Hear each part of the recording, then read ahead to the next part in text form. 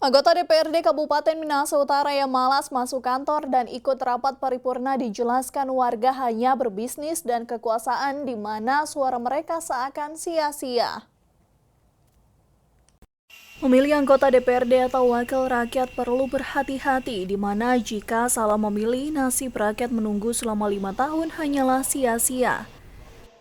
Masyarakat Minahasa Utara Magdalena Wulur menyesalkan jika di Kabupaten Minahasa Utara ada anggota DPRD yang malas untuk masuk kantor, apalagi malas menghadiri rapat paripurna. Ia menilai saat anggota dewan berkampanye hanya janji politik dan tidak mampu direalisasikan. Itu sangat disayangkan hal ini terjadi. Berarti selama dia kampanye itu hanya janji-janji politik yang dia berikan, tetapi tidak mampu dia realisasikan. Artinya ketika menjadi anggota dewan itu tidak dari hati yang dalam, mungkin bisnis saja atau hanya ingin kekuasaan saja. Dan saya mengingatkan pada masyarakat untuk jangan memilih anggota dewan yang tidak berkinerja, menghabis-habiskan uang rakyat, dan itu korupsi namanya.